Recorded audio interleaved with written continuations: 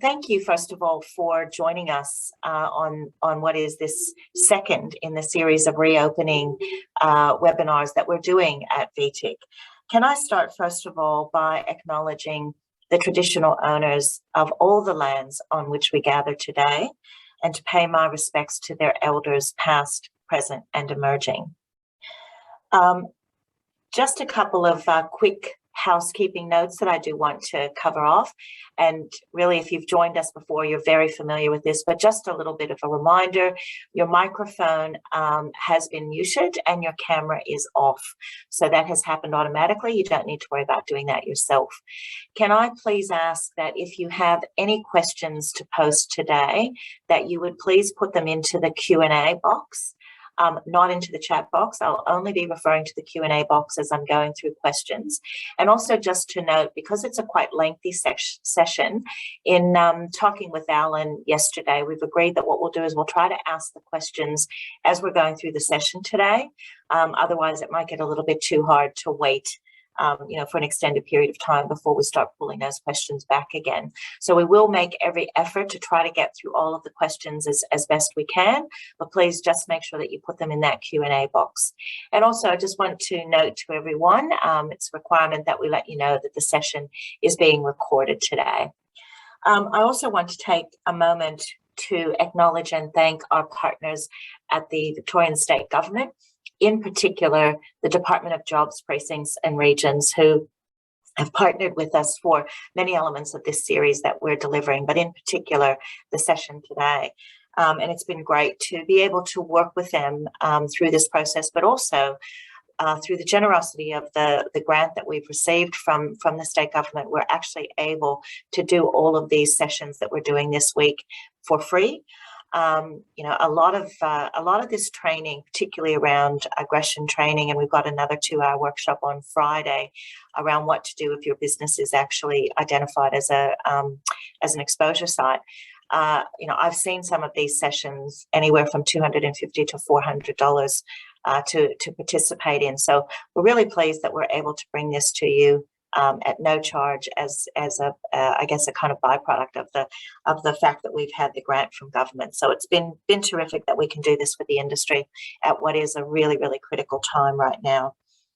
One of the things I did want to touch on before we get started, and that is probably just anecdotally, we have had some very early feedback, and it's been really good to hear from operators that so far, kind of knock on wood, if you will, that things have been progressing quite well. We haven't necessarily seen some of the level of difficulty and challenge that we were expecting to see. That was reported through the trials as well that were conducted over the last couple of weeks in the 6 LGAs. I think, with where we are with vaccination rates here in Victoria, there does seem to be a bit of a rhythm that is gaining momentum, and people are kind of getting used to what they're being asked to do.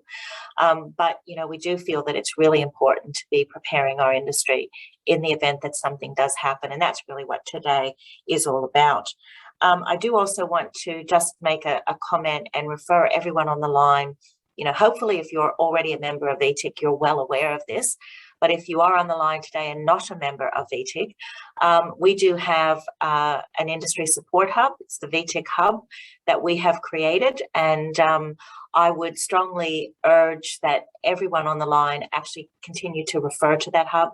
We have all the information around what you need for reopening. These sessions that we're conducting will be recorded, and they will be in our VTIC hub on in the reopening section of that hub. So please, as I say, if you're not a member and you're not across our communications and everything that we do, I would strongly encourage you to go to that industry support hub and really have a look at the resources that we've got in there, because I think they'll prove very useful for the reopening processes that everyone is going through right now. So I would like now to introduce to you our host for the session today, Allan Briggs. Allan is the founder and owner of Crisis Shield, and he grew up in regional Victoria and started his career serving 16 years actually with the Victoria Police, where he rose to the rank of sergeant and managed the public relations unit.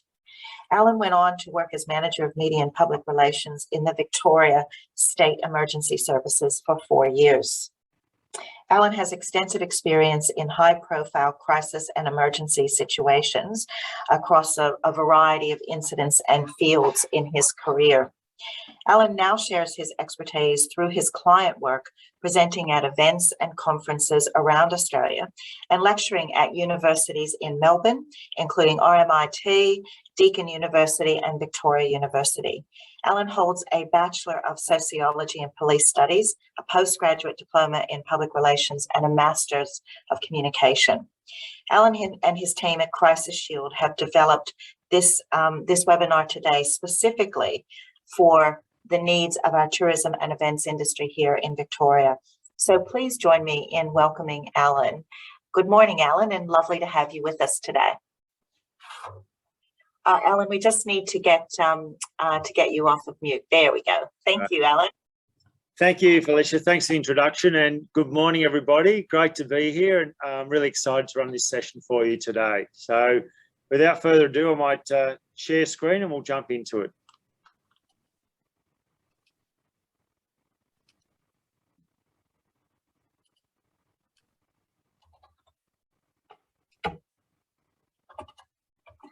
Hi, everybody. Well, welcome, and hopefully you can see a nice screen there of the down at the Great Ocean Road and the beach. So if anyone can't see that, can you please just let us know, because I'll make sure that you've all joined and can see the screen clearly. I think we're good, Allan. We're all good to go. Excellent. All right. Without further ado, we'll move on. So welcome. I'd just like to quickly give you a bit of background. This is managing hostile customers and visitors to your venue. And just by a little quick introduction, I'm actually very familiar with tourism in Victoria. That's actually a photo of us camping out in East Gippsland a few months back. So I do a lot of travel in regional Victoria, and I spend a lot of time in farm stays, Airbnbs, lodges, campgrounds. So I feel I have a real empathy and understanding of your industry, and we've been very fortunate to work with the industry over many years doing media training and crisis training around the state of Victoria. So great to be here again. And as I said, I do have a reasonably good understanding of your industry and some of the challenges that you can have along the way. This session does go, well, it's just under 2 hours now. As we mentioned, if you just mute and if you can just put all your questions into the Q&A, really encourage you to ask questions as we go along. We have a brief time period at the end for questions, but I always like to get them as we're going through. So while you're watching and you're seeing the slides come up, if something comes up, put it in the Q&A and Felicia can pass it on, and we'll try to answer those questions. So we always like to look at just what we're trying to achieve today, our objectives, and there's three key ones we'll look at. One is understanding how to deal with aggressive customers and visitors to your venue, learn about the different ways you can respond, and how you can improve your response capabilities to promote safety and security for your staff and for you as a business owner. As I mentioned earlier, we do specialise in this area around crisis and emergency management and crisis communications. Now, for the purpose of today, we'll reference all businesses as venues. And I understand some of you don't run a venue per se, but we'd like to just keep that sort of generic, and we'll call your customers and guests visitors. So be mindful that it may not directly apply, but for the purpose of it to sort of cover everyone, we'll use it as a venue, and we'll talk about people coming to your site as a visitor. Allan, just quickly, there's been a couple of questions in the Q&A already just around the recording. Just to let everyone know that we will be sharing the recording with you. So if you do miss taking any notes, you'll be getting a recording of the session. Thanks very much, Allan. Right, thanks, Felicia. All right, now the rules. This is interesting. As we stand today, and we do appreciate that things are moving rapidly, and we have to talk about currency. So as the rules stand of today, for vaccination, it is required at major events. For dining in, for guests who are seated, no requirement for accommodation or takeaway. You are required to check in by all visitors, including takeaway. So just want to make sure we're clear on that as of today. And in regards to mask wearing, it is required indoors, checking for updates, and when you're not consuming food or drink or seated, and it's required outdoors except for exercising, bike riding. So once again, we know that these things are about to change shortly, and there will be some updates, but we're talking the rules as they stand today. And I think it's very important that, and we'll talk a bit about this later, that we do have to keep abreast of the rules that are current at that time. I'd just firstly like to talk about the current landscape, and I think we're all quite aware that we've endured the longest lockdown in the world. Everyone's been impacted by COVID in one shape or form, and whether that's you're working, you're schooling from home, there's been business restructures and job losses, new rules implemented, which we've never experienced before. So we've all had a lot of changes in our life. We're all embracing this new world, as I call it, and living with a serious and incredibly infectious virus. And I think we've also still got to remember that the virus is still here, and we're getting a huge proportion of community vaccinated, but we still have a virus here. And these are uncharted times ahead, and we're all learning as we go. And I think that's demonstrated in, the government's had to move some of the regulations and rules rapidly, and businesses have had to adapt rapidly as well. And, that will keep evolving as we get more familiar with this situation. I suppose the key thing out of this is empathy is needed more than ever, and we've endured a lot, all of us. So we've got to keep that in mind at all times. So while these factors have impacted on people's behaviour, it's never an excuse for aggression or bad behaviour. And I want to really instill that on you. No matter how tough things have been for people, there's never an excuse for inappropriate behaviour or aggression towards you or your staff. We do need to be mindful that most people have been impacted and may act a little bit differently. The rules have changed rapidly, and many people are maybe unsure of what the current rules are. So, and we'll talk once again a little bit more about this, that some people, in just pure honestly, can't remember the rules or not fully aware of what the rules are. So we have to be conscious of that. Some people may be highly emotional or stressed, and a minor incident may be enough to tip them over. So they could be just so, wound up and carrying a lot of stress, and then something so minor, which we think would be minor, would be enough to push them over the edge. So conscious of that. The good thing is, evidence to date, and Felicia talked about this, is that visitors have been quite compliant and happy with the vaccination mandate, and the expectation that you'd be fully vaccinated, that you'll check in. So that has been really good and very positive, and we're hoping that that will track the same in the following weeks and months. One thing we have, and we talked about this yesterday in just a quick catch up, we've all identified there's very high levels of exhaustion around people. So we've got to be mindful that these people, which in a way is good because they're going to come to your regional tourism to re-energise and get back to a good state. So conscious these people, quite often the dealings we've had with a lot of businesses and people in there are highly exhausted through this event.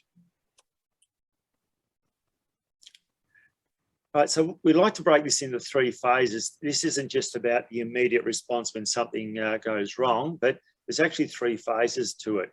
First of all, we want to look at the prevention, and the ideal is that best if we can prevent something from happening.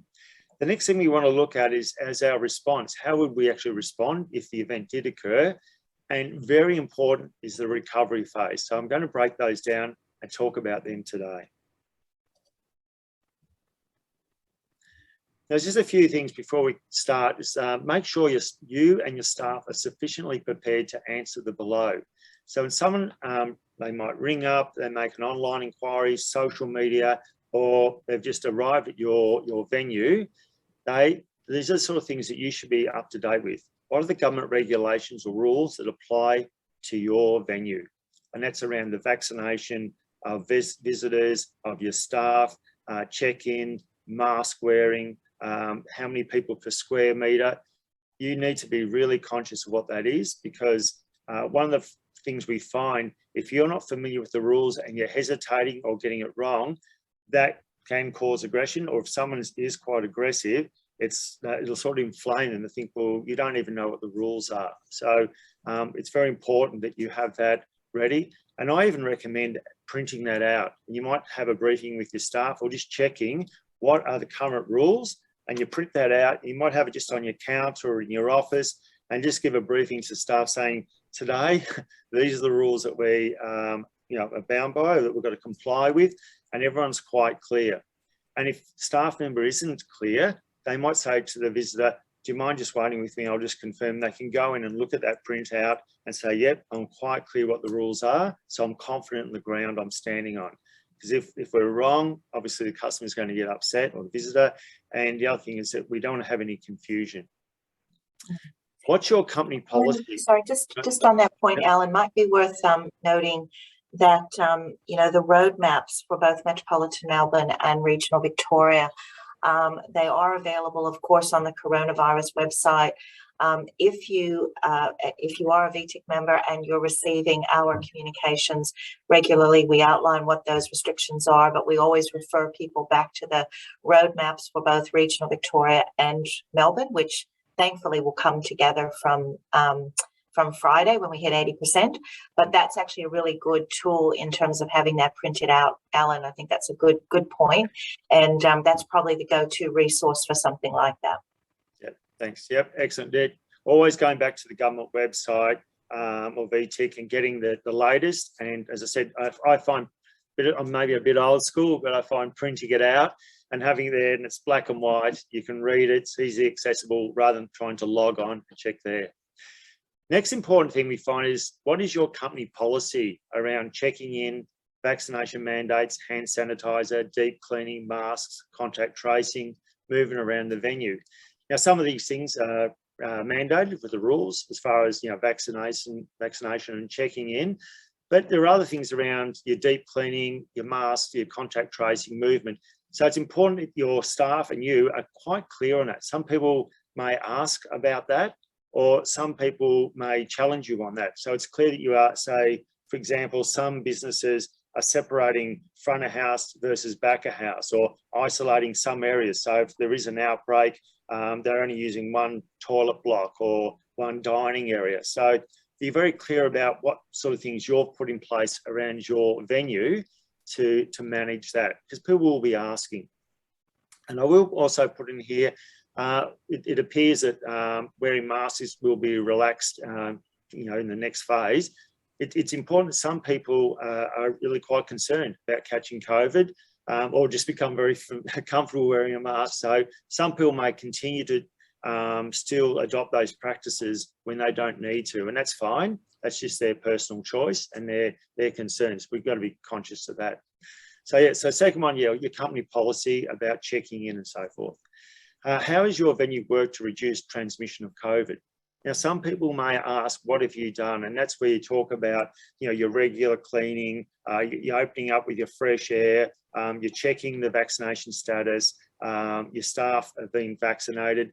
People may ask these questions. So it's good that you've got a really nice, tight and clear response to this. Once again, maybe something else you print out, but everyone's quite clear what we've done to try and reduce the transmission. Allan, there is an interesting question, if I could interrupt here. The questions come from Julia, and she wants to know, what is the best response if a customer says a mandate is not a law? Yep.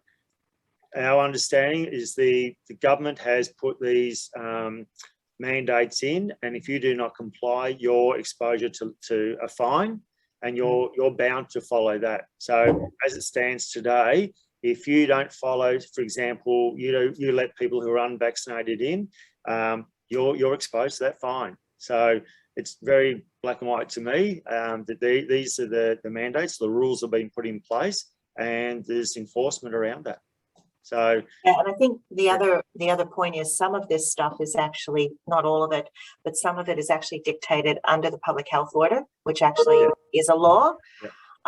So it depends. There are certain nuances here, but I think the bottom line is that, as Allan has said, as businesses, you must comply with the regulations that have been put in place by the government. So that's what you'll be adhering to. Sorry, Allan, that was just a good question. Yeah, really good question, and yeah, very fair. And Yep, that's the position you have to take, and I'll talk a little bit later on about managing people who start to challenge you on, whether it's a regulation or it's law or it's just the rules. The next thing people may ask you is, what will you be doing if there's an outbreak at the venue? So we will have a workshop on that on Friday, but once again, you have to be very clear. If these questions are asked, you're not sort of guessing at it or unsure. You want to be very clear. Yes, we actually have a process for that. We'll be notifying people, conducting a deep clean and so forth. But you want a really clear, quick answer. And that, once again, some people are just, in a sense, petrified or worried, and they want to know that you've thought about this and you've got a plan for it, and then, that's covered it. Whereas if you say, look, we're hoping we don't have an outbreak, or look, we'll deal with it when it happens, they're not good answers. You want to say, yep, we've thought about this, we've planned for it, we've done everything we can to mitigate it. In the unlikely event it does happen, we have a process, and this is what it is, and at high level, and that's very comforting to people. Allan, there's a few questions that are coming in, and I think they're probably more geared toward the accommodation sector. Yep. The first one here says, our regional businesses, which is our regional business and outdoor activity is not mandated. But we have decided to accept only fully vaccinated customers. Yep. We have advertised on social media this policy in advance and have notices at the front gate on site. Is it sufficient enough that we have decided to take this action to protect our customers even without being mandated? That's a very good question, because it's your prerogative. You can do that. The only thing I would flag, and I think we'll have to come back to you on this one, is that if you get someone who says, well, I've been discriminated because you are not mandated or it's not legislated for your industry, and yet you're imposing that on me. I've made a free choice not to get vaccinated. Why won't you let me on this site or into this venue? Yeah. And that's what's tricky for the accommodation sector. You're right, Allan, because at the moment, they are one of the few sectors that is not required to require people to be double vaccinated, and largely because there is this concern around emergency accommodation and not refusing people a place to stay in a crisis situation. So it is a little bit tricky, but at this point in time, as I understand it as well, Allan, businesses do have the option that they can require for people to be fully vaccinated to come onto their premise. But you are correct, it is not a mandated requirement. Caravan Park, Clunes Caravan Park is just commenting here, we cannot ask for vaccination status, but customers say, well, I do not feel comfortable with unvaccinated people. So again, this is a little bit of, I think what we're dealing with is that there are a lot of people, not some people, there are a lot of people that I'm hearing from many operators who are saying they're not comfortable to be around people who are not vaccinated. So It is a bit tricky. And I think this is something that, we'll continue to discuss with government, how we protect our accommodation properties. Daniel, so did you say guests staying at accommodation?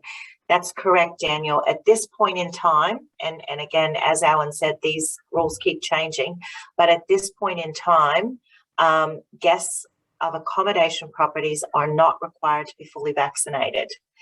And again, for the reasons that I've already described. So we will keep an eye on that, and we will keep you updated. But, I think the thing that we've got to be careful with accommodation, and this is where it's very challenging, accommodation has a mix of things on the property. So they could have restaurants and bars, they could have shared facilities where, there is a requirement, particularly if it is around dining or drinking. You do have to be vaccinated in a hospitality setting. So this is, again, something we've been trying to work through with government, because we have accommodation properties that are mixed use, basically. So while people don't need to be vaccinated to stay, they would need to be vaccinated to eat at the restaurant or drink at the bar. So this is, I know, ladies and gentlemen, a bit confusing at the moment, but these are exactly the things that we're trying to work through with government to give you better instruction on. There's also a comment here.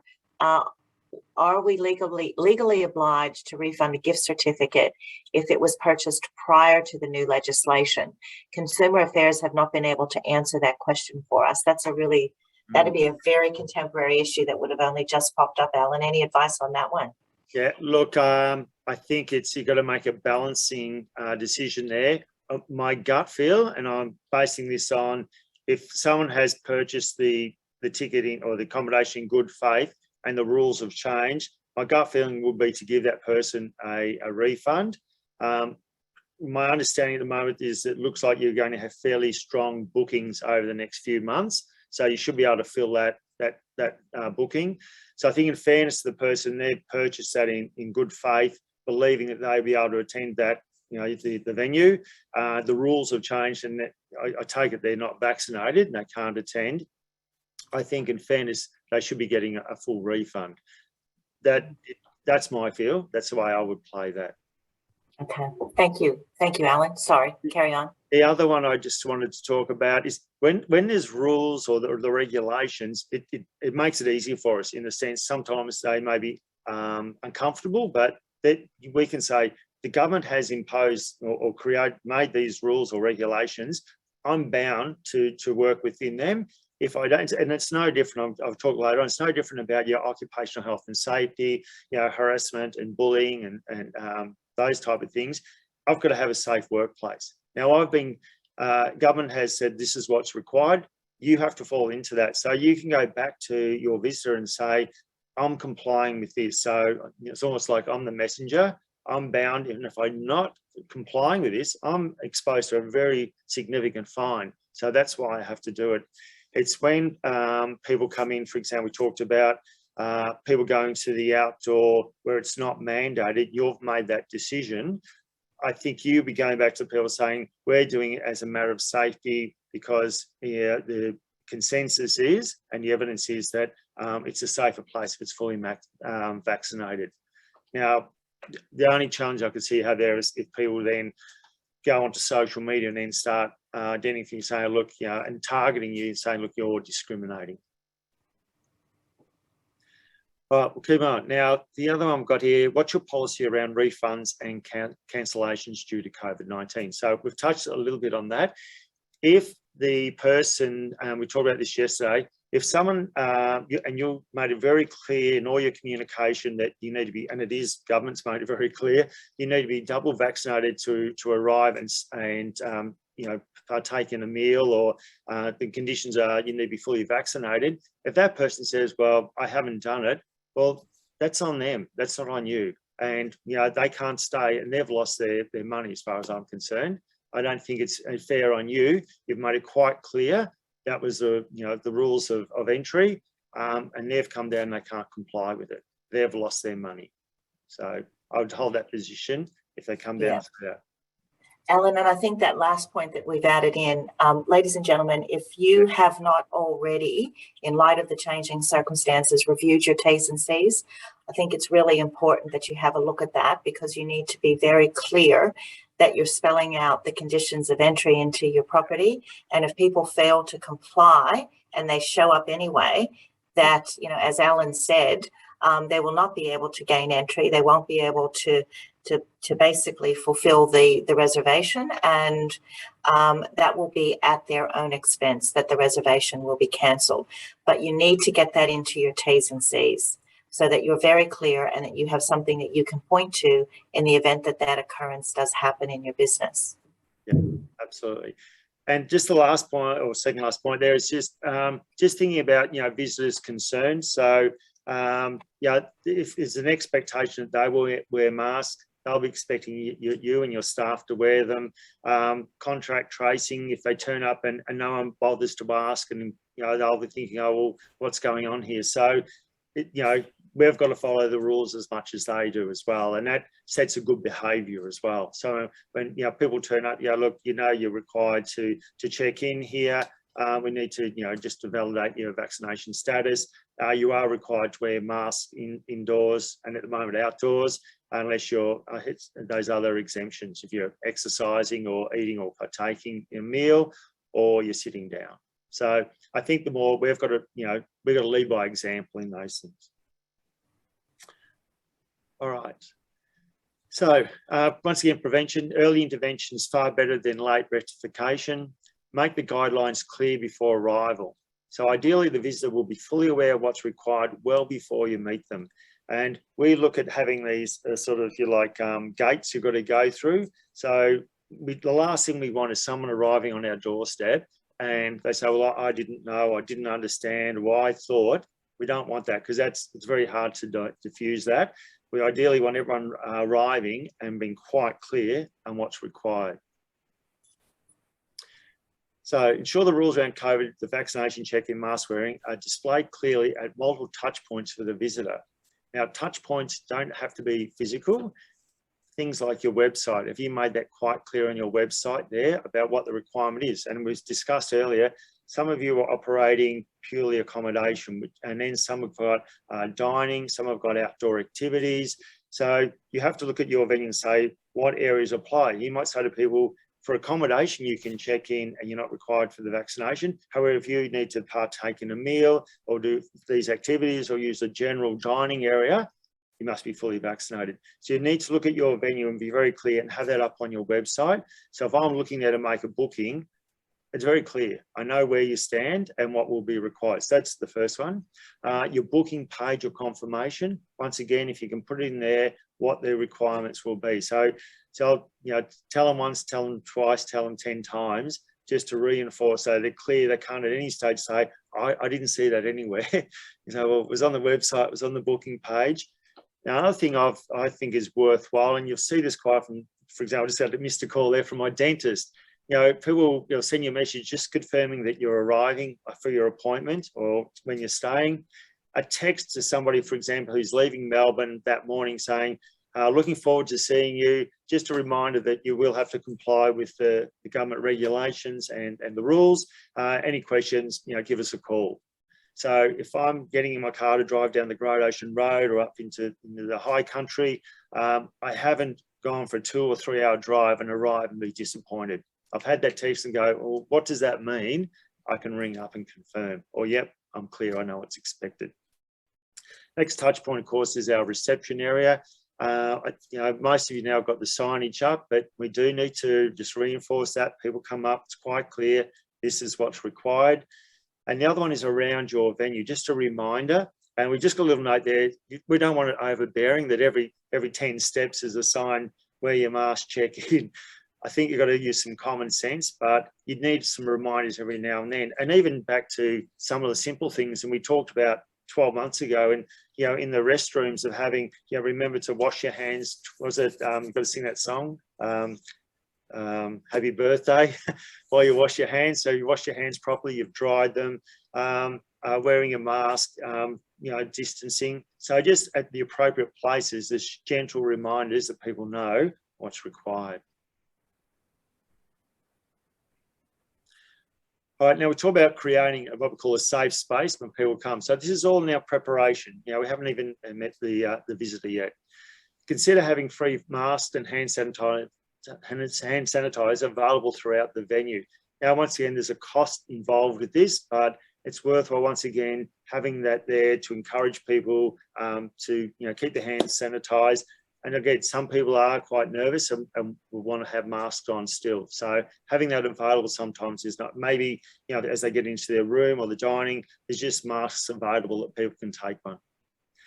Remember, there are other ways to convey friendliness. You cannot always see people's smiling with their eyes, friendly tone, relaxed body language. So once again, the masks do cover our smiles, but there's other ways to convey our happiness and comfort.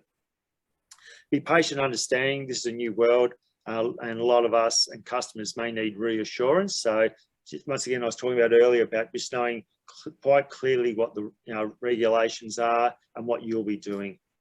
Now, handshakes are uncomfortable right now. It's interesting. I'm working here in the city and starting to meet people, and everyone's a little bit unsure what to do.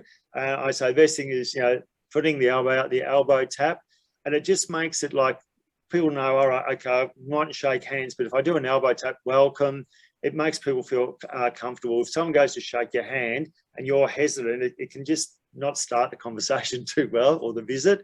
So we think that sort of welcoming is another way of approaching it. The other thing I'll note here is just establish a safe place, a location you can take shelter if required. an office that can be locked, a storeroom. And I'll talk a little bit about why I would use that later, but once again, a safe place, and we should always have one of those on at the property or the venue. Other things that we can help to welcome people.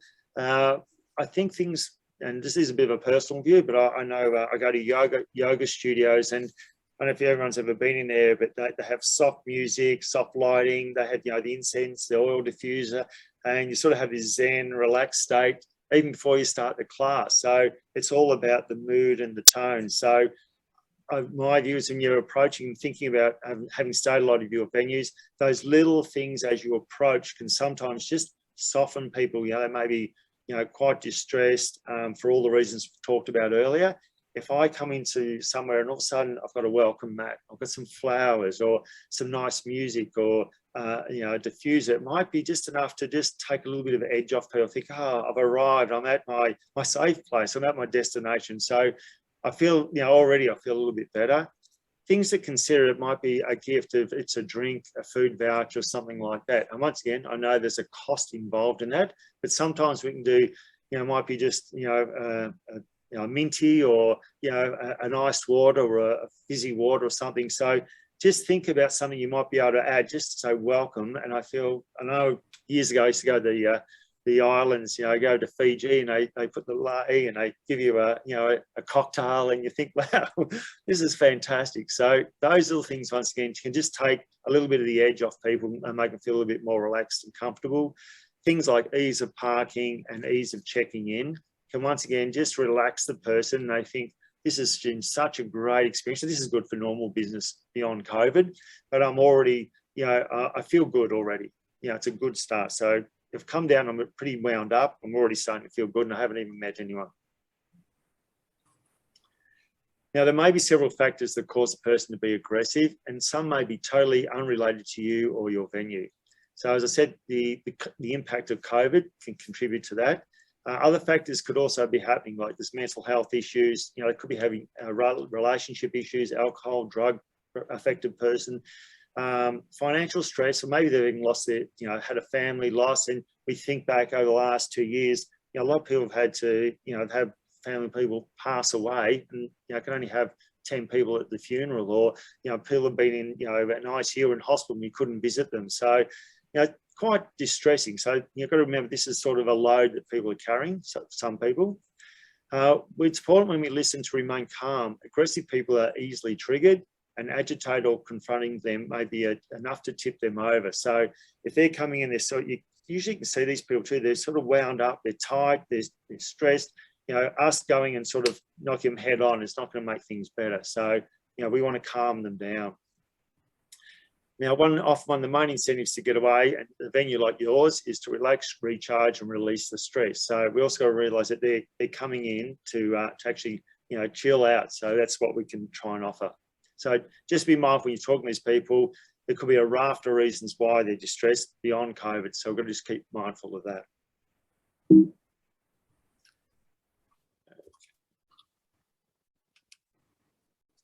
Now, I've just got a bit of a freeze here on my screen for some reason. Bear with me. Whoops. Go back. Sorry, I've got a technical hitch here. We'll just come back. That's okay. Again. It's all right.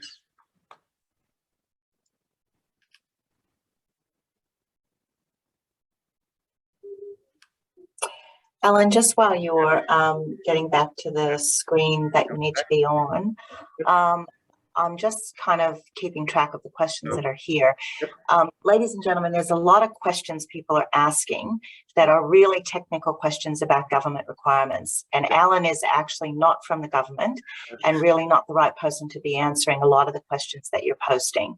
So what we will do is we'll be reviewing those questions, and we will take some of those questions back to government in the meetings that we're having, and we will attempt to get answers to some of the questions you're asking. But many questions, and I understand everyone's got a lot of questions, but many of the questions that you're asking really refer to government requirements, government legislation, and mandating what you're required to do or not required to do. And Allan really can't answer those questions. He's not with the health department or with one of the government departments. So we will attempt to get you answers to the very specific questions that you're asking.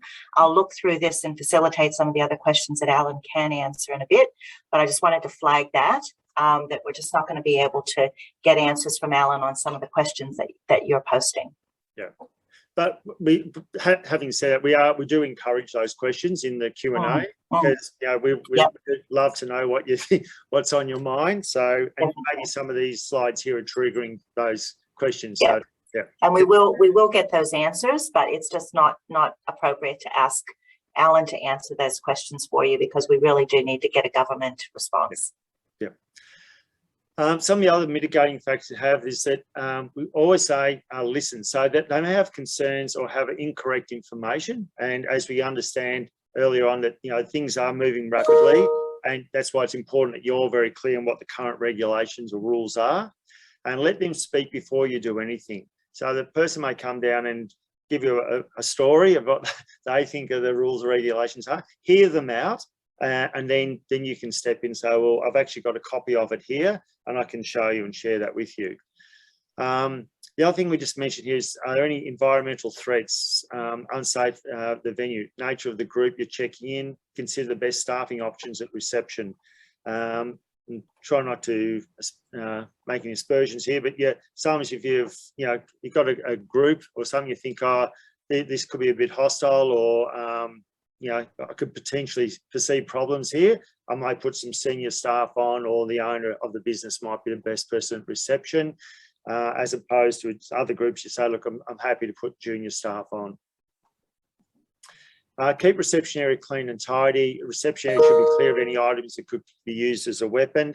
I mean, this is just good practice at all times, just keeping that area nice and clean. It presents well, and we just don't want to leave things around that could be used for the wrong reasons. Now, in response, I just got to once again clarify, if the visitor shows any signs of aggression, no matter how welcome you are, there's no excuse for that. You don't have to tolerate that. And just because they've had a rough time, it doesn't give them the excuse to take it out on you. So always be mindful of that. One of the things we say is always be alert to the early warning signs. And I always hark back to my policing days. A lot of our training was around, identifying those early warning signs and preparing yourself. So, and not being there just ignorant to what's happening around you, and then it's too late. So sometimes you'll see people maybe on the phone, or their email correspondence has been quite argumentative, and you can see that, they're agitated, or, they're almost, challenging you. So that's straight up an early red flag. And what would you do in that case is to, once again, to be very clear what the rules and regulations that apply to your venue and what you'll be doing. So send that back in a nice tone, but making it once again clear. They may be argumentative about the government rules, saying, well, and someone mentioned the outdoor facilities that don't need full vaccination. But once again, you'll be clear what your position is. The manner in which they approach the venue, and I've got here tyres screeching, driving fast, slamming doors, aggressive movements such as waving fists, yelling, forceful walking. These are early warning signs, I call them, heads up the person may be aggressive or confrontational. So what do I need to do about that? Well, either I'm prepared, so I'm ready, I'm going to have to really calm this person down. You might be at the back out, you might be in the office, you might be in the kitchen, and you hear this and you think, I've got some junior staff on at reception, come up, give them some help. So, and also training your junior staff, they hear that sort of approach, to call out, get someone to come in to assist, or be nearby during the check-in process. Now, part of this response, we think it's very important that you actually have some sort of boundaries around you. And we've been doing some work with the vaccination centres about, they've had some challenges there with people being quite confrontational. And what we're putting there in place is really defining sort of, if you like, the visitors area and your area. And so we've got in our mind, and we can make it clear to the visitor, so where's the line, if you like, and don't step over the line, or we know you've gone too far. So creating a barrier between you and the visitor is a good idea. And that sometimes can be a physical barrier. We think of things quite often like reception counters. And I've got a picture of, those cones. You can put those up with the tape. And what it does, that identifies this is like my space behind the counter, and that's your space on the other side. If that person suddenly jumps over the counter or has a swipe at you, you think, well, you've breached inside that area. And we quite often see things that will say, staff only or no entry beyond this point. And what that does, it just clearly defines this is sort of my area and that's your area. So we find where you can, and we've seen sometimes you have the discs now on the floor, markers, stand so that you're not bunching up together. So little things like that. And if someone starts to get a little bit argumentative, you can then say, excuse me, can you please just stay in the reception area or the visitor area, and give them a bit of if you like, a boundary. Now, if they start moving in towards you, well, this thing's starting to escalate. I need to get out of here. If you've got no boundaries there, they can be wandering around and coming close to you. And in a sense, they haven't breached any of those boundaries, if you like. So wherever you can, think about as people come into our venue, how can we create a sort of a visitor, then us area? And then you'll see it, for example, in a restaurant says, please wait here to be seated. Now, some people just walk in, well, they've in a sense breached that sort of protocol, and my red flag goes up. Well, why'd they just walk in and sit down? So again, in your reception area, if you can keep that sort of area, it assists you. Now, when the visitor arrives, as they approach, a calm, welcoming voice is best, offering the elbow tap, as we talked about. Welcome, lovely to see you here today. After welcoming the visitor, ask what they're looking forward to on the visit, and anything you can assist them with while they are visiting. Now, I just caution you here, I don't recommend saying, how was the trip? Because that might have been pretty hectic. Or the other thing, how are you? Because they might go, well, do you really want to know how I am? And boom, you've got the lot. So things are, as anything, what are you looking forward to on this trip? And I say, I am looking forward to absolute solitude. I don't want anyone to annoy me. I want peace and quiet. Great. I'm not going to go and annoy that person because that will agitate them. Or they say, I want to do every activity you've got here. Great. Here's the brochure. Here's the contacts. Bang. Let's get you booked in now. So I think my view is that's a good way to welcome them. What are you looking for? And you can identify what sort of personnel, what they want out of that visit. And the other thing that you might be able to upsell some other services. So asking how the trip was, or how are you? Nice, but it can sometimes lead to opening up Pandora's box. No, I don't want to be there. I always say listening is a great skill. You never learn anything while you're talking. So while we want to impart some information and be welcoming, let them do a lot of the talking, and that tends to get people a lot of off their chest. They feel welcome, they feel like they can communicate with you, and that can sometimes once again take a big edge off that person as they come in. Now, if they do become aggressive, and as we said, evidence is showing that isn't happening, but beyond COVID, I think we've always got to be prepared for this. Anytime we're running a business, they may already be aggressive or become aggressive while with you or one of your staff. It's important for you not to retaliate or escalate the situation. So if someone's raising their voice, yelling, us raising our voice and getting aggressive, we're not going to win. It's just going to be like this, and it's going to go worse. So that's the first thing. Remain calm and cooperative. And sometimes people just want to get it off their chest. They've had a terrible trip, or a lot of things have been building up. By the time they get to you, they just, in a sense, just dump it on you. So they may get really riled up, and it might be something minor. They've got a different room, or the check-in's an hour later, or they've got to park the car down the road. Let them get this off their chest, because sometimes once they've done that, they realise that my behaviour was actually inappropriate, and they'll calm down. So we still try and keep that calm, collected voice with them.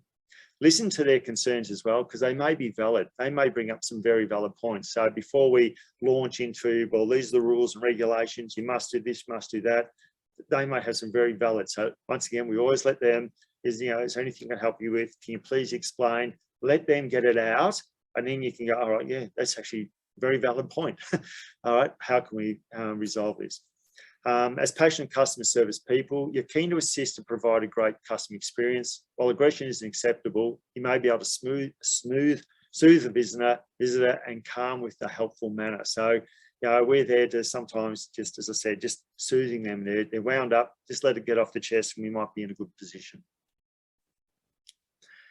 Now, they often feel that they want something done. So, you always hear the old saying, I want to talk to the manager or the owner or who's in charge here. And if they get to that point, fine, I'll go and get the manager to come in. Don't ever over-promise things. So if they get demanding, don't promise things that you can't deliver. Be willing to involve management, as I said. So demonstrate you take the matter seriously. And sometimes people in their head think, well, I'm not talking to you. I want to talk to your manager. And the manager comes out and then they feel placated and they'll calm down. Always bring it back to the facts with supporting documentation. Once again, we're going back to earlier on, we spoke about having a copy of the current regulations, and even if you get it printed out and it's got the date, that day's date and time. So look, I've actually just printed this off the government website this morning, and it's quite clear what it is. Do you mind? I can give you a copy to read. Don't once again try and have that argument. Just show them these are the facts, these are the rules, and we're bound by those. Don't tell them they're wrong. No one of us like that. Instead, you might say, look, I think there may have been a misunderstanding or a miscommunication in that. And once again, drive them back to the evidence where you got it from. Now, this is important. You always follow up. If the matter is resolved and the visitor calms down, make sure you follow up on what caused the aggression where possible. That person may not tell you what's going on in their head, in their life, but you think, well, hold on, well, why did that person act like that? Is there something we did wrong? Was there error in the booking? We weren't clear about being vaccinated. We put him into the wrong area. So we call it a hot debrief, but always look back and go, is there any area that we fell down or we can improve? And that's very important. We're talking a little bit more about that later, but just don't always put it back. Well, that person was aggressive.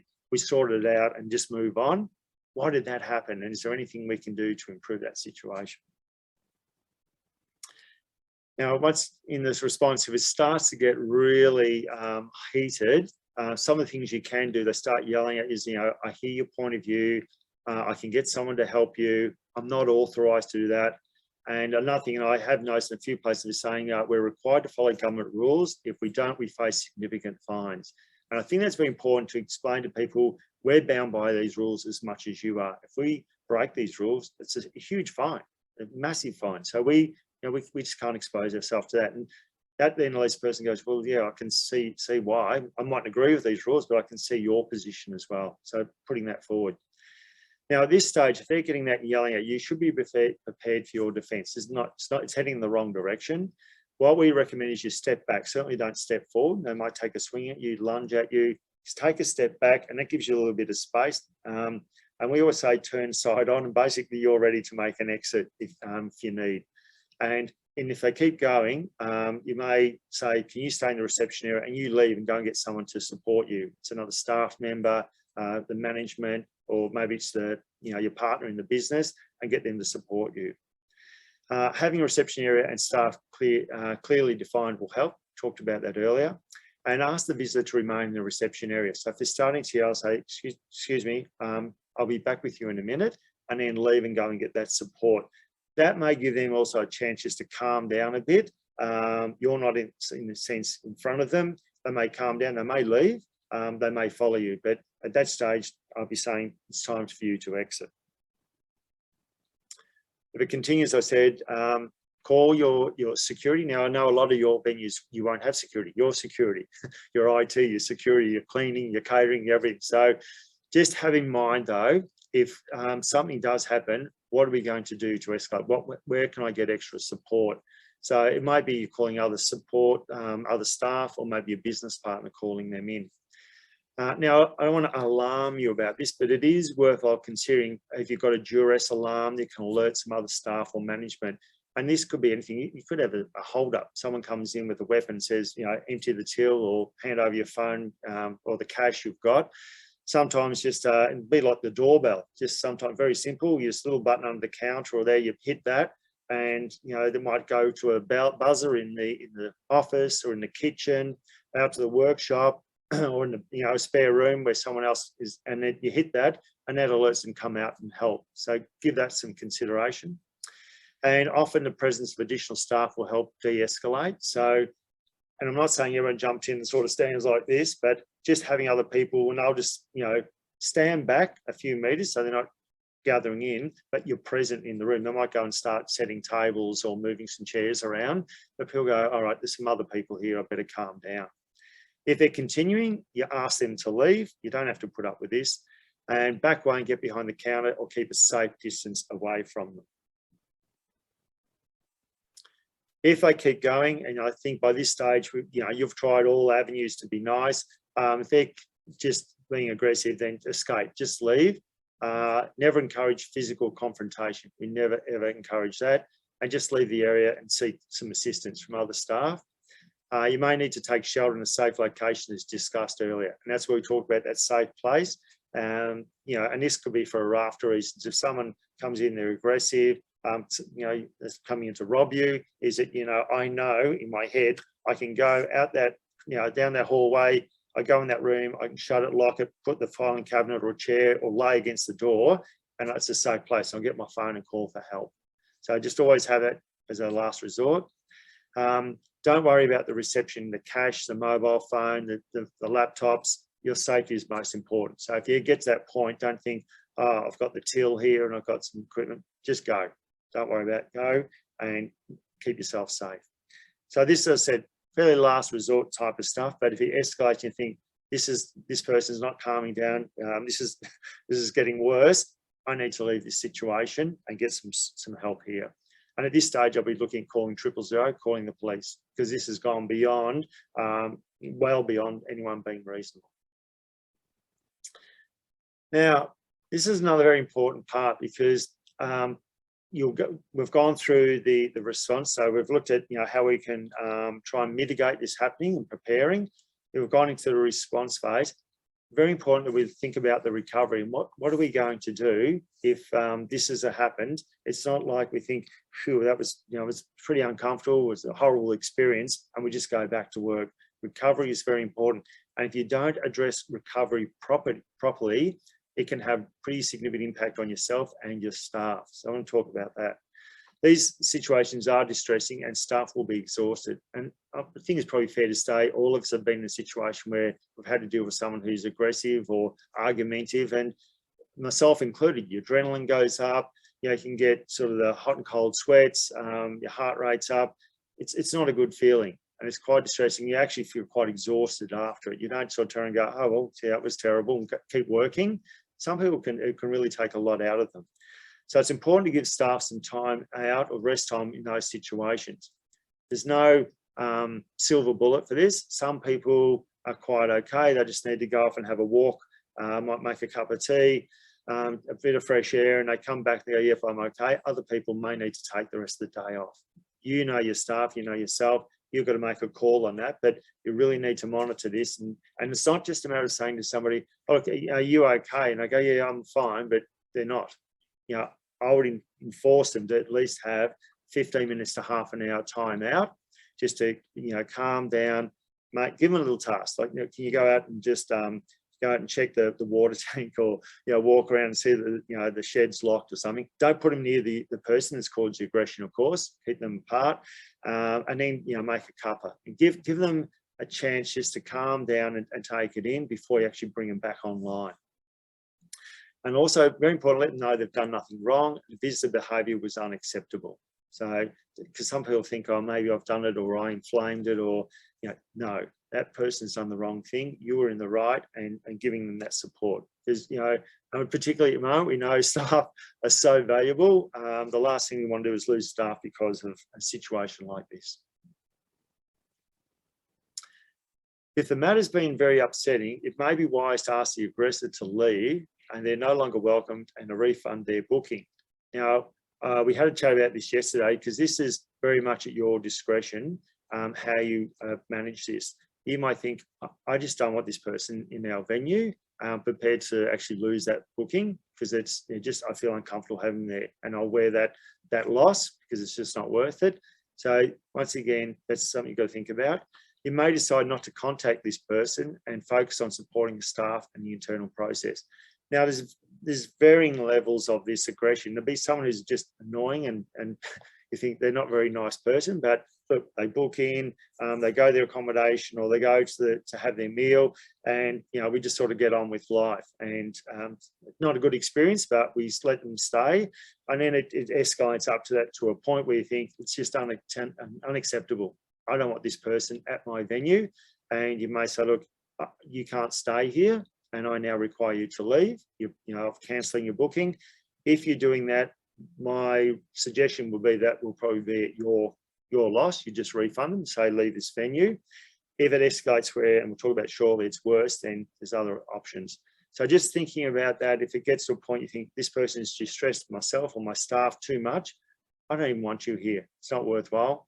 And that, in a sense too, does send a message to your staff that you are supporting them, and you're not going to tolerate this. Even if there's money lost, my staff are valuable, and I'm going to back you and support you. And that also goes back to supporting them earlier on, is that you don't, because other staff are watching it, they go and talk to their friends, because they'll go home to their parents as well and say, I was at work today and someone came in, they were really rude and aggressive, and the manager or the owner just did nothing, because it's, it's money, so they didn't care. If you can even show that if you took them offline, you gave them that comfort, they're a really good advocate for your business, and they'll come back the next day as well. And they'll tell their friends, someone came in, they were very rude. Our manager or owner, they were fantastic. They supported me, they gave me a few hours off, or, they just comforted me. It was really good. So keep that in mind too, that your behaviour and actions will be seen by your staff, and it's particularly in your regional areas, that'll get around the community as well. Clear process and swift action are always the best way to achieve a better outcome. So when these things happen, and you might be busy, you can get absorbed in it because you're a lot of bookings, a lot of moving parts, a lot of things are happening. And you think, look, I'll deal with that later on. I really do implore you that you've really got to get it right, nip it in the bud, and get that person who's been impacted and get them offline, as I said, and say, look, what happened there was wrong. That person was rude to you. They shouldn't have done that. You've done nothing wrong. Supporting them, even if you've got people queuing up outside, I think it's still important to acknowledge it there and then. Now, you may not, reality is if you've got a lot of people checking, a lot of things happening, you may have to leave that person and just give them that 15 minutes, half hour, and then bring them back online. You may need to follow up at the end of the shift, or when they go home, you give them a call and go, look, I know today was pretty challenging, and, you said you're okay. I'm just checking in on you. Because you're a valuable asset to our business. What happened today wasn't right. I care about you. And that will make a big difference to that person, the impact on them. They know that you care. The phone call later on at the end of the shift or later that night, you checked up, look forward to seeing you tomorrow. We've reviewed our processes. Tomorrow, I'm the owner. I'll be on the front with reception with you, or, we're going to have 2 people on reception, not just you. So thinking through, this is a bit of this post-incident review. Don't let the thing just go by and think, oh, well, that's just tough. That's the way the business is. No, because you'll lose those staff. That's another problem, which is a bigger impact. Now, the post-incident review should be conducted, and ideally at the time, and I appreciate, as I said earlier, you might have the luxury of the time to do it there and then, but at the end of the day, you should do this. And we look what actually happened there. Why did it happen? Anything we can do to improve the process to mitigate this actually happening again. And as I said, staff welfare is so important. So, and I actually think it's good to log this. I always go back to the policing. They always said, when I was at the academy, they said, a rough note is better than a good memory. And I think if you've got a day book or a diary, just putting in, a visitor checked in, we were very aggressive towards staff. They settled down once we explained that they needed the vaccination or, whatever the requirements were. Staff member was upset, gave them, half an hour off. They seemed to be comfortable, did a follow-up phone call that night, had a look back, reviewed, and these are things we identified. They weren't aware, they were an anti-vaxxer, they weren't uncomfortable people not being vaccinated, whatever it may be. Just some notes at that time and get you to just think through, have we done all the right things, anywhere we can improve, and how our staff are going. And the other reason for that, and I'll talk about shortly, is that this issue could become something bigger later on. What do you do about the aggressor? Now, there may be legal action if there was an assault. You may notify the person they're no longer welcome at your venue. And I think we're all familiar with the airlines. if you muck up on a flight, that airline can ban you, and all airlines can ban you. So they don't dig in planes, but it should be really the same for you. I mean, if someone's totally inappropriate, you ban them, and I'd be sitting and saying, look, you're no longer welcome at our venue. If they've been that, you feel that you don't want that sort of person there, set the boundaries very much so. But yeah, there could be legal action come out of that. So very important, once again, that you've recorded that. You may need to report the matter to police, and this could be physical or verbal abuse that yourself or a staff member has had, has gone too far. So you may need to report that, and just be conscious of that, again, it's not acceptable to take that. Even the person's had, some terrible things happen to them for whatever reason, it never justifies them putting that back onto you or behaving in that way. So getting that. Yeah, as I said, you may need also to consider, it might be a WorkSafe notification. Once again, the incident has been distressing. The staff member is injured or physically or mentally and requires additional support or some time off. So, WorkSafe, and we'll talk about that on Friday. And there's quite a lot of documentation that's available from WorkSafe to record an incident. So the name of the aggressor, where it's known, the details of the incident, staff member involved, what actions are taken, time and date. So the onus is actually on you to record that. So once again, you've got to make that judgment. Working your industry, we quite often get a lot of people come in argumentative or, a bit irate, or not, the bed was too soft, the food wasn't, didn't taste any good. So we get those sort of issues. But this is another thing, again, if people come in aggressive and it's been, either the physical, mentally, impacted people, we could be looking at a WorkSafe reportable incident we have to look at. So we've actually skidded through on pretty good time here. I think we're nearly at the end. What have we got here? Yeah, we've got almost the end. So sort of to wrap up here, I think, look, these are very challenging times that we're going through. Families and friends have really been torn apart on their vaccination beliefs. I've been a very strong advocate to all our clients and all the training we've done. We're not medical experts and we're not the government. And I think it's very important that we take a neutral position. I think it's very important we're not pro or anti-vaccination. We're just saying there's good evidence out there that vaccination is the right way to go. We're encouraging you to do that if that's where you're comfortable, but we're not here to enforce or make judgments on people. It'll be, we're a broad church. People come and go out to tourism places. I think the best advice I can give you is to keep a neutral position, stay positive and respect people for whatever their views are. And of course, we're going to stay within the government regulations and guidelines. So if the government's recommend or mandated this, we're going to comply with that. Your views are your views. This is the position we'll take on that. So I think my thinking, seeing what's happening in the community, it's best that we just take that neutral position is best. And the other thing I'm saying is that we'll eventually settle into a new way of life. It's we call the COVID normal. This is going to be here for some time. We look what's happening internationally. We're doing some work in the UK at the moment, and second and third waves, high numbers of people with infection. Businesses still running, so we'll fall into a rhythm with this. But the fact is, this will be here for some time. So getting a good process, and I'm always very big about keeping it simple, but having a process there. And next week Friday, when we talk about the having an outbreak, is that we'll have a very simple process that you follow.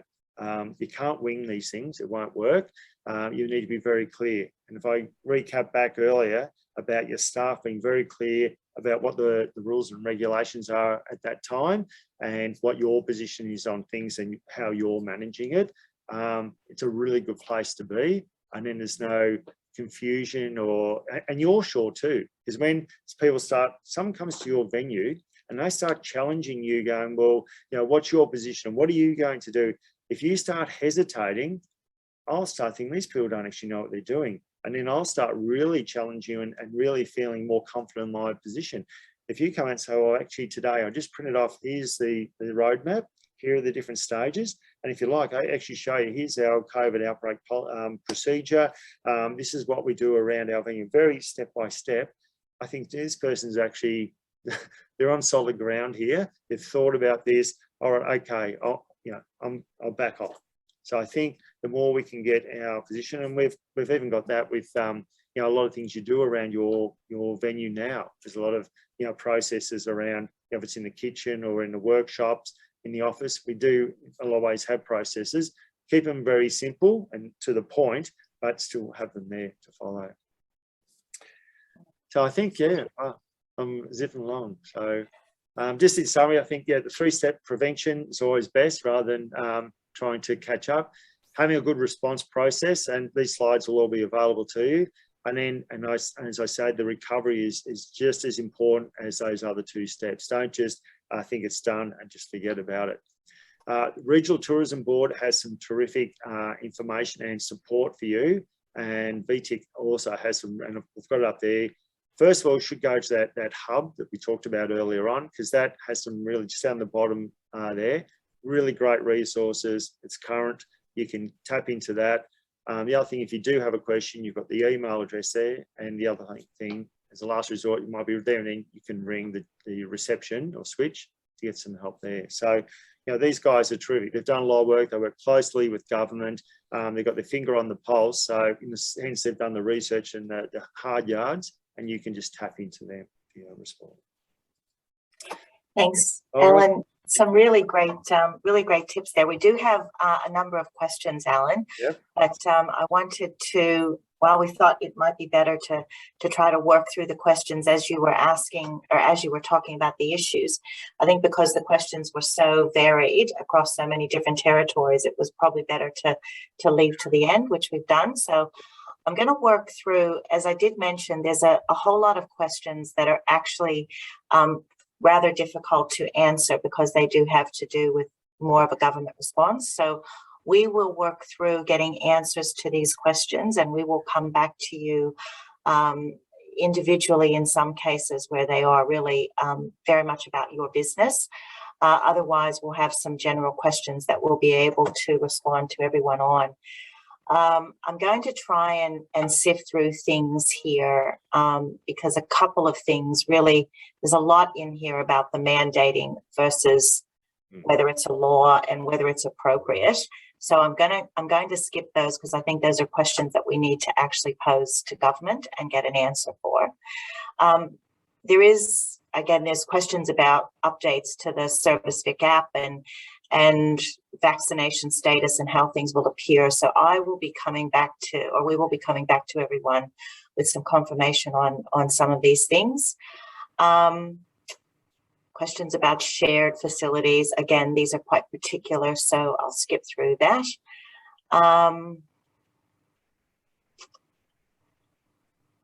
There's a really good point here that someone has shared. Elaine, if you don't mind, I'm going to share your comment here with people because I think it's a good one. Elaine says that she runs a ticketed live performance at Werribee Park and sells through Try Booking. And what she said is she's looking at putting a layer in the booking process that asks visitors if they are fully vaccinated. If they say no, then they can't go any further in the booking process. Elaine, I don't know from anyone else that has been tried, but it's certainly a really good idea to try and short circuit some of these complications. And of course, again, getting to the topic of today really helps to try to mitigate some of those issues when people arrive and maybe don't have what's required. So I'd be really interested, Elaine, if you are able to implement a process like that, would be great to hear the outcome. So if you could please come back to us on that info@vtic.com.au. I'd be really interested in your outcomes here. Just one response. I always say, because we work a lot in communication, and one of the things I'm always cautious about the actual language used. I like the concept, is that something on that I'd say it is a government requirement, a regulation, or it's a rule that you are required to be fully vaccinated to attend our facility, our venue. So it's just that little shift. It's like, this is a government requirement. This isn't like what we're telling you. This is a government requirement, and you will not be allowed to come on site unless a lot of employees are doing this. It's a government requirement. you will not be allowed to come on site unless you meet this requirement. So just that little shift. So I'm just careful when you're preparing this, the language you use, so people understand the government has mandated this, and we're meeting that mandate. So just be careful when you're always putting that in to make it quite clear. This is the position where this is why it's happened. Allan, there's a couple of questions here that are kind of in the same vein around the escape comments that you made and the safe places. Yep. I'm just trying to combine, the notion of escape. There's two questions here about how do I protect other nearby customers by leaving or vacating the premises. You're also then leaving other guests or customers exposed to that aggressive person. Someone saying it doesn't quite seem right, really challenging for small businesses who don't have security. Any thoughts on some of that, Allan? Yep. Look, I think one of the things we say is that by this stage, other guests will start to realise that things are escalating. If the person's yelling and quite aggressive, other guests will start to notice that. At that point in time, if you've got other guests, very close, that's a point you've got to ask the person to leave. So look, I now require you to leave. You want them out. You don't want them no longer inside your venue. If they're getting to that point of aggression, then I'd be asking, look, I need, can you please leave the venue? Now, you may decide to take that up on, in the foyer area or out on the veranda or just outside the building, because by this stage, if I was a guest, I'd start to be getting a little bit concerned.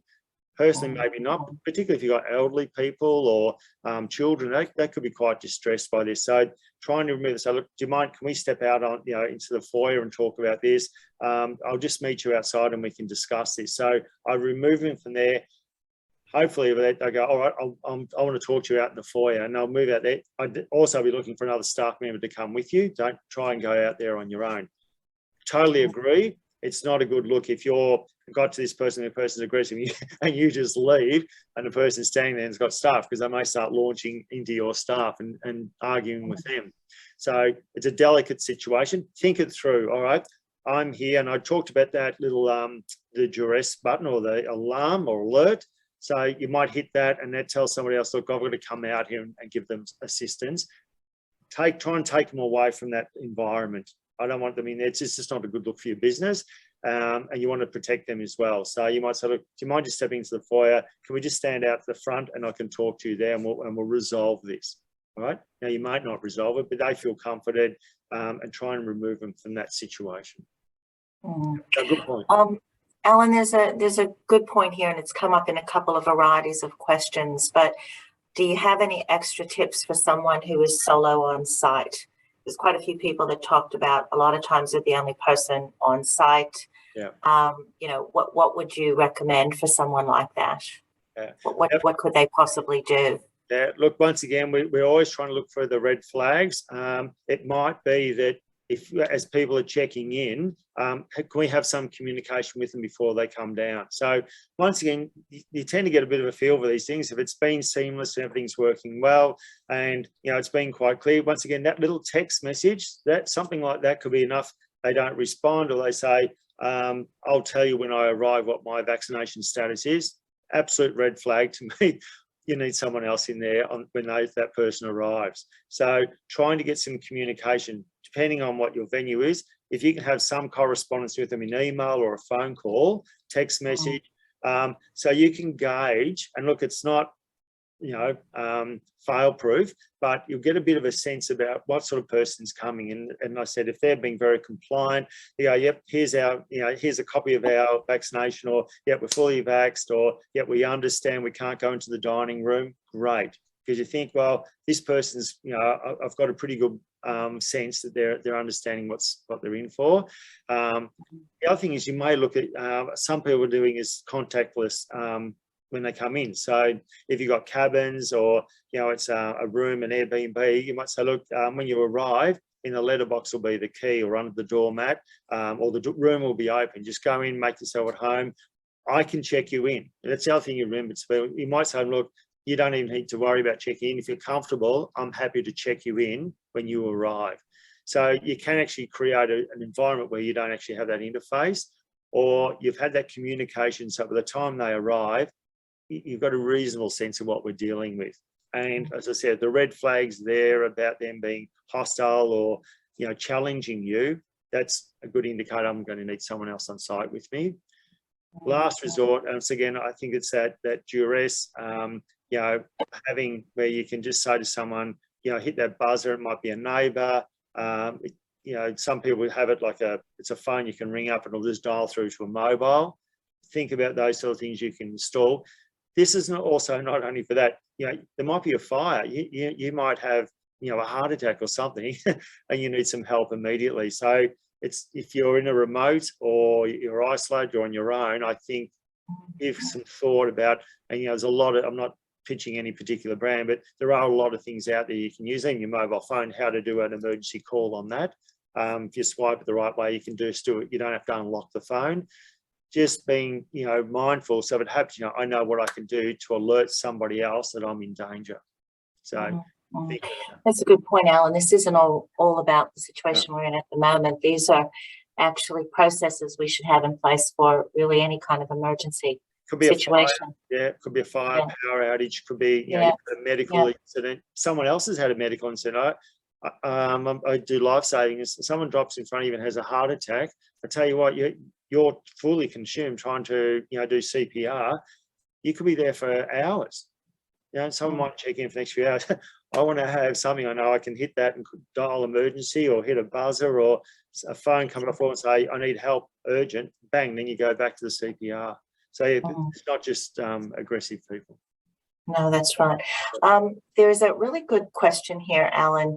If a person's behaviour escalates enough that you want to ask them to leave, wouldn't asking them to leave actually escalate the situation further? Yeah, it could be, and that's where you got to make a call. If the person has become so aggressive, but there's a few things. This person might be hostile. If they say they're checking in the accommodation, the other thing is you might gauge it. Say, well, and I shouldn't maybe generalise, but quite often it's the male is the aggressive one. You might look and say, look, would you like, maybe I can check in with your partner, and they may be more, they think, God, they're arguing again. They might be better to defer to them. You might say, look, would you like to go to your room to freshen up? I can just call through or leave the information at the door. So, trying to that way, you're right, asking them to leave can inflame the situation, but by the same token, there comes a point where we don't have to tolerate this anymore. And that was also a trigger to the person. Well, obviously I pushed them too far. They've got to make a choice too. Am I going to stand here and keep arguing, or am I going to leave? Yeah. So if you're thinking, once again, rolling through these things, when I hope after the end of this workshop, you'll go back and just, it's almost like do a bit of role playing, thinking, all right, if this guy's run us through, we've got the tools here, let's just walk through and do a bit of role play, get a staff member to come in and be argumentative and walk through it. What would we do? So, a bit of a lot of places just do a bit of a quick briefing in the morning when people come in, how many guests we've got, what tasks they want them to do for the day, run through that. All right, if we get someone in who's argumentative about vaccination, about masks and so forth, let's just role play. All right, this is what we'll do. If it escalates to this, you may need to ask them to leave. If you do, go and get some assistance. So that's worthwhile. At the end of this, don't just do this workshop and think, oh, look, there's some interesting stuff there. Go and role play it. Absolutely, and think it through. So when it happens, it's just automatic. That's a really, really good point, Alan. This is actually an interesting one, and I'm assuming it would be the former, not the latter. But if someone finds it necessary to call for police support, do they use the 000 or do they use the 131 444? 000. If you want police, you ring 000. Now, this is interesting with 000. Few interesting things here. Ring 000, and if there's other staff in there and it's really escalating up, or it's another emergency, multiple calls to 000 are not a problem, because they get one call and they say, oh, look, we've got a caravan park down on the, this location's rung up with a argumentative customer. Then the police may have multiple things happening. They may not see it as a priority. They're getting 2, 3, 4 calls come in about it. They may go, well, there's something going on there. Let's get down there a lot quicker. Nothing wrong with ringing 000. Do not, if you've got that situation, you think I need to ring the police, my view, ring 000. Yeah. Good point. This is a bit of a particular one, but probably an interesting one, given the conversation about the police and should we engage police. But for certain events, and this is a smaller event that someone's running, is it appropriate to call police beforehand to let them know that we're having this event, just in the event that something does come up and I do need to call them? 100%. Congratulations, whoever did that. That is excellent. Who sent that? That was from Liza. Yeah, well done, Liza. Look, and invite them maybe to come down, depending on the nature of the event. Invite them to come down. Like I ran the PR unit for Victoria Police for a number of years, and that relationship is so important. So, particularly in regional areas, ring the local police station and let them know. Look, we've got an event on. What security you've got in place, what sort of crowd you got, maybe inviting them down, welcome to come down and have a look, who's on for the day, a few inquiries. If you've got any questions about the event or you're worried, here's my mobile number. You can ring me. I'm running the event. I'll be available on the day. So yeah, absolutely, never hurts. And that relationship, and I know a lot of you are really good at that. Great to know the local police. They know your venue. If they get that phone call that there's something happening, they know where the reception is, they know who you are, they know what sort of business you got, roughly how many people are there. Always good. And it's good to do. This is part of your preparation. I probably should put that in, actually, is that having that relationship, it's the same with your fire brigade and your SES, getting them, invite them down, have a cuppa, let them know who you are, what you do. It's great. Because the day you need to call, they know who you are, what sort of business you're running. And look, it's part of their mandate. They should be knowing their local community as well. But yeah, I always strongly recommend get that relationship going. And if you're running a big event, you might be having a band playing, you might be running a market or something. Letting them know is great. They'll be appreciative. Good question. Yeah, that was good. Thanks, Alan.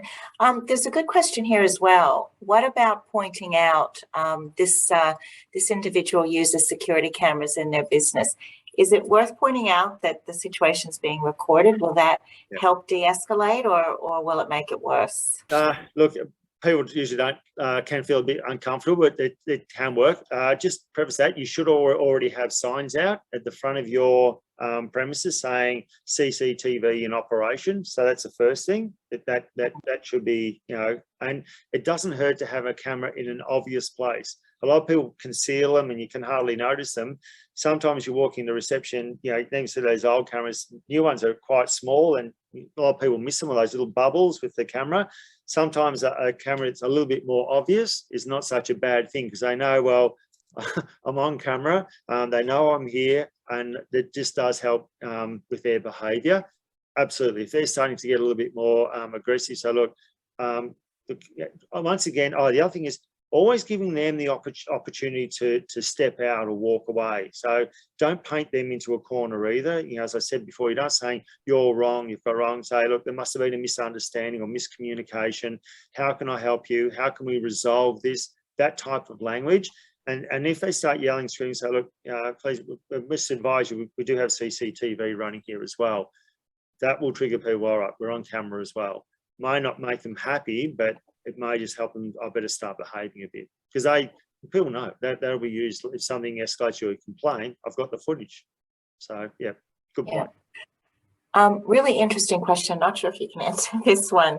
Alan, it might call on your experience in the police, but how would you define, or what constitutes verbal abuse? That's a kind of very open-ended question, that one. Yeah, it's a really good question. I think we do a lot of training, and I also what's a crisis, and you're walking down the street and someone gets stabbed, and someone has been in Afghanistan and has been a soldier will go, well, that was just a normal day. And a grandmother walking down down the street would be horrified, and that's the worst thing they've ever seen. So it depends on the person's life experience and your tolerance. And what's maybe water off a duck's back for one person may be quite distressing for the other. So, and that's why I talk about your staff. You might look at it, your seasoned operators. You say, look, I've had that many people yell and scream at me, complain. I've sort of battle, tough skin. I'm battle hardened, but that young person on reception, it might be absolutely terrifying to them. So there's no sort of golden rule around this. It's up to the individual, and it's not only things that actually happen, it's what's perceived that could happen to them as well. So in their head, they thought they were about to die, or to be stabbed, or to be punched. And that may never going to happen. That person may be aggressive, but never had that intent. But in their head, they thought that was about to happen. So I think it's important that you look at the person, and that when I say you take them offline, say, look, what happened there was wrong. That's quite a distressing situation. How are you? How are you going? And they go, look, that was the scariest thing I've ever had. And I'll go, oh God, I've done with that a million times before. So yeah, it's a good question. It's not an easy one to answer, but my view is taking, and even myself, like, if you've dealt with someone who's argumentative, aggressive, your adrenaline gets up and you're a bit, rattled. I even need a walk around the block, bit of fresh air and a cuppa, and then I sort of say, okay, we move on. So, even the toughest sort of people, and I'm saying I am the toughest, but even people are pretty solid, can still get a bit rattled by it. Yeah, no, that's absolutely, it's hard to define that one, because everyone's kind of perspective on that would be so very different. There's actually just one other point I'll put on that. In some agencies, I know police now, if you, historically, if you went to a traumatic, say a fatality or that, they'd say, how are you traveling out? I'm strong, I'm fine, go home, bawl their eyes out, and get drunk. So what they do now, a lot of places, when people have had that sort of experience, doesn't matter who you are, you've all got to go through a counselling session, have a debrief on that. So once again, I'm trying to just, bring that together for you, is that if someone has that experience, you just say, that's our policy. You have to go offline for, at least 15 minutes. We need you out of that situation where you're safe, where you can talk to somebody, you can relax, and then you might say, look, this has been too much for me. You're like, yeah, I'm okay now. I'm happy to go back to work. So, and you're not telling that person they're weak or they're wrong. You're saying, this is our policy. Anyone that has those sort of situation needs that time out. It's a good point. I mean, how we respond as managers or as the business owner is equally as important to the recovery process. So I think that's a really, really good point. Allan, someone's noted here, and maybe just a suggestion. They said they've actually got an alarm, but it's a very loud alarm, and it might actually freak the other customers out. So I guess what you're saying is it might be worth installing something that's more like a quiet button that goes into another part of the business. Yeah, absolutely. Yeah, not a. I mean, maybe you have a sign in the worst case, but I think I'm looking more at the doorbell. It's just something, and you even get them wireless now. Just something that just, and it might be a light or a little ding dong that goes into the office or the kitchen or another area, and people go, all right. Now they might think, oh look, there's someone out there who needs some help. But once again, this comes back to your training and those little drills. If you hear that, I may just be, there's a lot of visitors, I need some assistance, or I need some help. Something's not quite right. I need to come here and assist me. So I think that is, we're not after the siren. We're just after that to alert someone else on the venue. And as we said, if you're there alone for a raft of reasons, even beyond aggressive people, you should have a backup somewhere where you can call and get assistance for, might be medical, there's a fire, there's an armed robbery, could be a raft of things. So, There is actually a good point here, and I'm sure others might be thinking about this as well, Allan, and having experienced the police force, you'd be aware of this. A lot of regional businesses often don't have a local police station. If police were in the station and left as soon as my call came, it would take them at least 30 minutes to get there. Yep. Look, that's a good point. I'll share a story with you, and I know because it's a client of ours. It was a large venue here in the city, a large, well-known venue, and they had a male who came in. He had a backpack, and he walked up to security, and he said, "I've got a bomb in this backpack." Now, security straight away went to the control room, major venue right here in the middle of the city, and said, "Someone's walked in and they've got a bomb in the backpack." And the guy, his characteristics and his behaviour ticked all the boxes to say he had it looked very legitimate. Now, what happened? That call went through to the police, to 000, and this is a very interesting story and why I like to share it, a miscommunication. And the call came across the police as a suspicious person coming into the venue. And it's a venue which would have a lot of suspicious people coming to it, not out of character. How long do you think it took for the police to get there? This is in the middle of the city. I can tell you, it was 32 minutes. 32 minutes in the middle of the city for someone who came in. So miscommunication. So it doesn't mean that you're remote, and I appreciate if you ring, it's going to be that 30 minutes. What I'm suggesting there, you've got to look at that, again, that relationship is so important. And we always say to people, always have the view, what's your plan? Because you may have this on your own. Even when you ring the police and you think they're 30 minutes away, they may have been tied up at something else, a car accident, or an incident at another venue, and they don't get there for another hour. So I always work on the worst case scenario. What's my plan? And we talk about this escape, the safe room, that call I can make, and calling 000. I can get repeated calls. You know, I'll get the air wing up. They'll get other units from other police stations to come in. So having that, you know, just because I ring doesn't necessarily mean I'm going to get help here in even in that half hour. 2 minutes, yeah. What is my plan if I'm here on my own for some period of time? Yeah. And I love your tips, Allan, about trying to have multiple touch points before the person arrives. So you kind of sort of have a little bit of an indication as to the state of mind when they get there, or what you think you might need to be confronting. I think that's a really good point for us, sadly, for us all to think about now in this new world that we are living in. Look, Allan, I think we've actually gotten through all of the questions that don't pertain to something around vaccination requirements or what accommodation can or can't do with vaccinated or unvaccinated. So we've actually got about 8 questions that probably will require us to go away and have a bit of a discussion with our colleagues in government to get some answers for these folk. So I just wanted to thank you, first of all, Allan. It's been incredibly informative. I've had lots of things coming through the chat box to say, love all the tips, really helps. While I thought I had some plans, this is really good to help me put some other measures in place. So thank you, Allan. It's been obviously a much needed discussion today. And I think a lot of people were, very pleased that you could share so much with them. So thank you. Great. Thanks for the opportunity, and look forward to seeing you all on Friday. On Friday, yes, we've got another big session, which, speaking of Friday, in terms of what's next, we actually have a number of sessions coming up over the next 3 days. Tomorrow, we'll be joined by our colleagues at Visit Victoria, who are going to be talking about a new industry initiative that they are launching this week in terms of reopening and getting our customers prepared for visiting and traveling again, as well as a range of other programs and campaigns that they're going to share with us. On Thursday, the 28th, we'll be doing a session on back to work wellbeing. This one, ladies and gentlemen, is really focused on helping your staff. We've done a lot of work with our partners in wellbeing around business owners and management and the whole journey that we've been on over the last 18 months and the challenges that that's presented to business owners.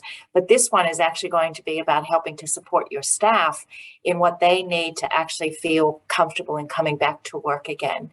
And then, of course, on Friday, as Allan has said, he's going to be coming back to join us again for another 2-hour workshop. Thank you, Allan. I really appreciate your time right over the lunch period as well. So very gracious of you. But Allan will be talking us through what if your business is confirmed to have had a COVID outbreak? What do you need to do? What are your processes, procedures that you need to put into place? So that will be a really, really critical session as well. Hopefully you'll be able to join us.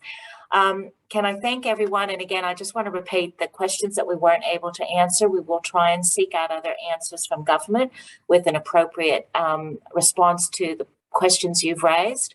But I just want to thank everyone today for joining us. This is a really busy, very hectic, but also quite stressful time for everyone as we look to reopen after such a long hiatus with a lot of new things we have to do in our businesses. So hopefully these sessions are giving you some tips and tricks, but most importantly, it's giving you a bit of a sense of comfort in terms of what you need to do and recognize that there are people here to support you.